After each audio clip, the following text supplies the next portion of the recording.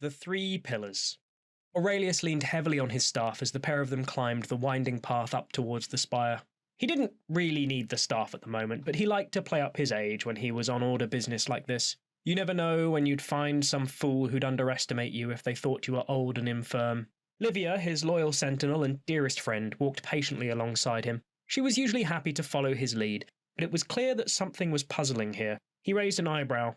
After 20 years of working together, it was all the communication he needed. "I can't work out why you're going to tell them you're a member of the Shuttered Lantern," she admitted. The magician grinned, happy for a chance to show off. "Well, ordinarily they'd know about the Conclave's declaration, of course, but since they've formally left the Empire, they won't know the Grand Master has asked us to report back to them." "Right. So wouldn't it be better to pretend to be a member of a different order?" she interrupted. "When dozens of magicians from all over Urizen suddenly show up here in an obscure part of Spiral, you don't think they will be the least bit suspicious? You think they won't consider the possibility that someone might lie about their order?" Livia smiled ruefully and shrugged to acknowledge the point. "If any of them are members of the order, they might be able to check. Better to be honest." "But surely if they know you're part of the Lantern, that will make it harder to find anything out." "Of course it will." He grinned at his old friend. "That's what will make this assignment so much fun." Overview. There is open rebellion in Spiral, as many of the inhabitants struggle to accept the striking change of circumstances following the allocation of the territory to the League. That decision angered many loyal Urizeni, who had remained in the territory enduring the rule of the Grendel, enduring the malign influence of the Black Plateau, in the hope of the day that they would be reunited with their nation. The Imperial Senate may have felt Salt Lord's Kaliact offer to betray the Grendel was too good to pass up, but many did not agree, and spires in Ankara and Sinian took up arms in protest, openly seceding from the Empire and daring them to do anything about it. Keen to avoid the rebellion's spreading, the Empire has made concerted efforts to meet the rebels' demands where they can. Those who are loyal to their spire have been given a way to keep living in Spiral with the aid of the Rainbow Serpent. Now that the bountiful mana from Lorenzo's legacy is flowing into Spiral, the territory is becoming richer and more prosperous than it has ever been. Those Urizeni magicians who are content to live in the League territory of Spiral are keeping to themselves for the time being, since the mandate encouraging cooperation was withdrawn. But it is clear that they are largely content with the new settlement.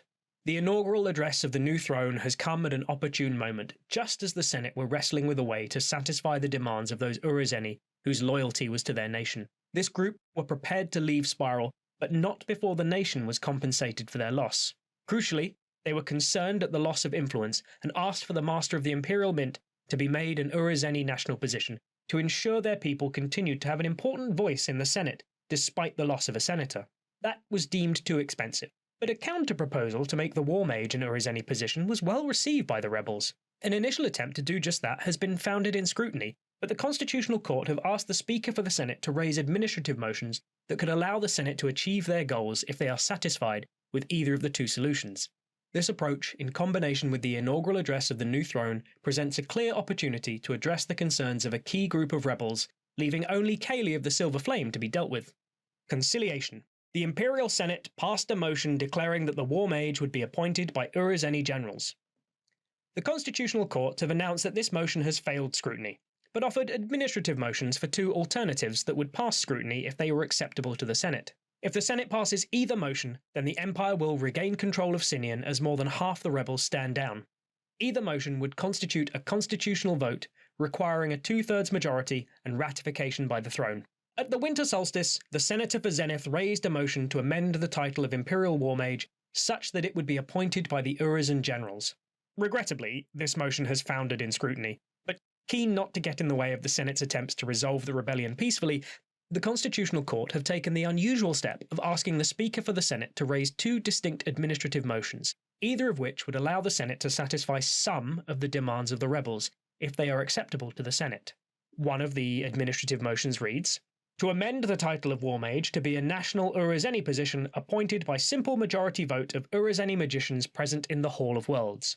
Administrative Senate motion. If this Senate motion is passed, then the title of War Mage will become an Urizeni national position, which means that only an Urizeni citizen may hold the title.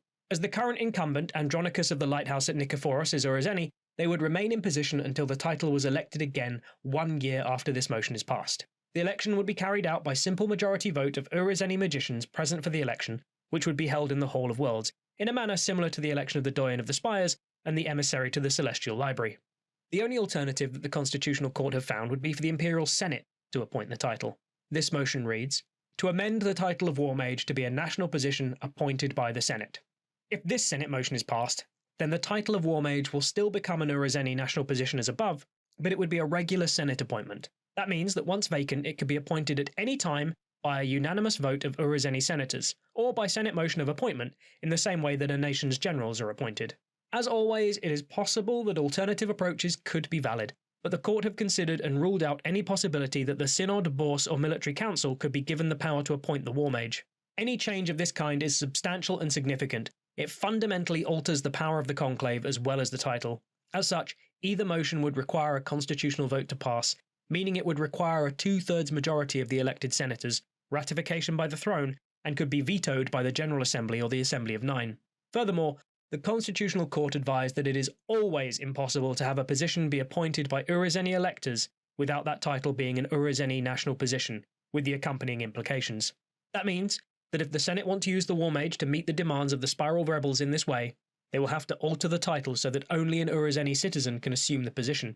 In any case, the Imperial Senate pass a legal motion to make the War Mage an Ur-Azeni national position, then Tiborian of the Endless Horizon has confirmed that he and those magicians who follow his lead will give up their rebellion.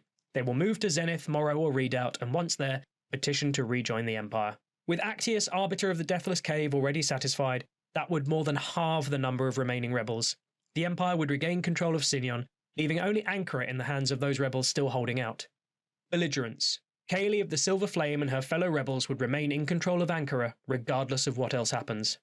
Unfortunately, that would still leave Kaylee of the Silver Flame and her supporters who are demanding that Spiral be returned to Urizen. It's almost impossible to see how such demands might be accommodated at this stage. There's no room for compromise on the core issue that offends them, no visible space for common ground. Given the support the rest of Urizen have expressed, sending in the army to root them out would be disastrous. But short of that, it's impossible to see the situation getting resolved. That means that Ankara remains in open revolt and is not considered to be under Imperial control at this time. The Empire could choose to live with that, given there's little of significant economic value in the region. Not controlling the entire territory has strategic implications, but the Military Council could choose to ignore that obvious risk. Crucially, Emperor Vesna's address has created the potential to leave Kaylee and her followers isolated, ensuring there is little chance of their revolt spreading unless they receive significant outside support. Even if they do, the rebels have made it clear that they have no intention of attacking the Empire. That would be madness. Their plan is to wait for the Grendel to invade Spiral, conquer the territory, and then hope to have it reassigned to Urizen if and when the Empire retakes the territory. It's not exactly a great plan, but arguably they have even less options for resolving this confrontation than the Empire do, and it does at least mean that they are unlikely to cause the current situation to escalate. The Civil Service can offer no suggestions on what could be done to improve the situation for now, pending more information on the rebels and what they want. Hopefully, the decision of the Grand Master of the Shuttered Lantern to send their order to investigate the situation will provide new insight, but how much of that insight they choose to share will be up to them. Having scrutinised the Senator's motion, we regretfully find it unconstitutional. According to the terms of the Imperial Constitution, the Military Council are charged with ensuring the rigorous defence of the Empire. There is nothing in their duties that either demands or implies any understanding of the nature of magic. Indeed, it is the responsibility of the War Mage to provide the Council with specialist advice on tactical and strategic use of magic. If their understanding of magic is good enough that they are in a position to pick the War Mage, then arguably the title does not need to exist in the first place.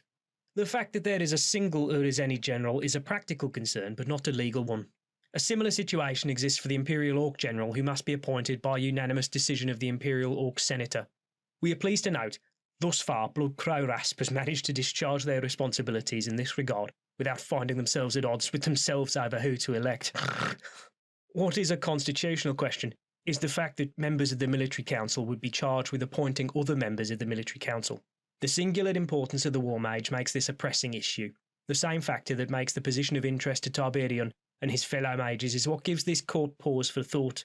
This is effectively one of the great titles of state, purely by the dint of the fact that it carries a vote in the Military Council. It's fine for the assembled generals to appoint a title like the Quartermaster General of the Imperial armies, because that position doesn't have a vote in the Council.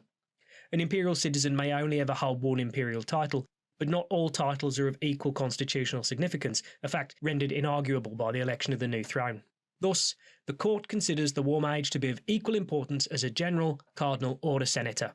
As such, any significant changes to the title require a constitutional vote by the Imperial Senate to pass them. They also warrant careful scrutiny by this court to ensure that they meet the strictest adherence to the terms of our shared constitution. As such, any attempt to appoint the position through the Imperial Bourse or by judgment of the Imperial Synod would, in the view of this court, fail scrutiny. There is nothing in the Imperial Constitution to suggest that either body possesses the expertise with magic needed to pick which citizen is best placed to advise the Military Council on matters of magic. Of course, the Constitution makes no such claims on behalf of the Imperial Senate either, but it does give them the responsibility to ensure good governance of the Empire. As the senior executive body of the Empire, it falls to the Senate to appoint a position where no other suitable mechanism can be found. Thus, they can take on the responsibility to appoint the War Mage should they accept the burden. The ideal body to elect the title is the Conclave, who better to determine which magician is best placed to offer specialist advice to the Council. However, the court can see no acceptable mechanism by which the Conclave could ever appoint a national appointment. Given the involvement of hundreds of magicians, Conclave sessions are already lengthy. The mind recoils in horror at the prospect of the Empire's finest magical experts being forced to stand around, watching, while a tenth of their number engage in a lengthy election. However, that does leave open the possibility that the title could be directly elected by Urizeni magicians, a well-worn path graved by the smooth appointment of the Doyen of the Spires. It is hard to imagine a body more appropriate to appoint an Urizeni magician to advise the Military Council than the collected wisdom of the magicians of that august nation. Such elections are expensive, of course. They consume a significant amount of Merlot's most limited resource as overseer of imperial elections, his time. There are no circumstances where the court would tolerate such an expensive method of appointment being used for a minor sinecure or the like. But as has already been established, the War Mage is one of the most significant titles in the Empire. As such, we are satisfied that Urizen could use their own well-established unique approach to directly elect this key position if it were made an Urizeni national position.